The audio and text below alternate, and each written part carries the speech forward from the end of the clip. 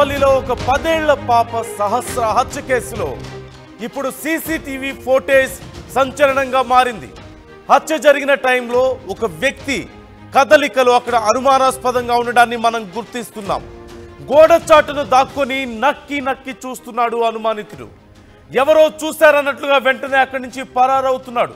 గోడ చాటుకు నక్కిన ఆ వ్యక్తి ఎవరు, అక్కడి నుంచి మళ్ళీ ఎక్కడికి వెళ్ళాడు, ఇన్ని రోజులైనా ఆ వ్యక్తి ఎవరో ఎందుకు కనిపెట్టలేదు అనే అనుమానాలు ఇక్కడ వ్యక్తం అవుతున్నాయి. పోలీసుల అదుపులో ఇప్పటికే చిన్నారి తల్లిదండ్రులు ఉన్నారు. తల్లిదండ్రులు కూడా పోలీసులు విచారిస్తున్నారంటే మరిన్ని అనుమానాలు ఇక్కడ వ్యక్తం అవుతున్నాయి. మనం చూస్తున్నాం, ఆర్టీవీ మీకు ఎక్స్క్లూజివ్గా ప్రజెంట్ చేస్తోంది. ఆర్టీవీ స్క్రీన్ మీద మీరు చూస్తున్నారు.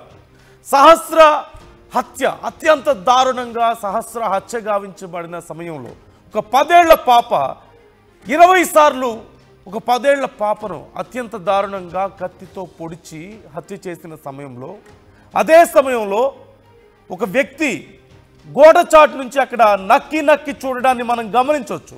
సీసీటీవీ ఫుటేజ్ తప్పించుకోవడానికి, సీసీటీవీలో రికార్డ్ అవ్వకుండా ఉండేందుకు జాగ్రత్త పడుతున్నటువంటి తీరు మనకు కనిపిస్తోంది. ఎక్కడెక్కడ సీసీ కెమెరాలు ఉన్నాయో చూసుకుంటూ అతి జాగ్రత్తగా అక్కడి నుంచి జారుకున్నట్లుగా మనకు కనిపిస్తోంది.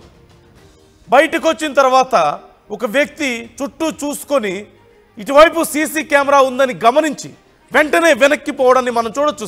స్క్రీన్లో మీరు చూస్తున్నారు, ఆర్టీవీ మీకు ఎక్స్క్లూజివ్గా చూపిస్తోంది.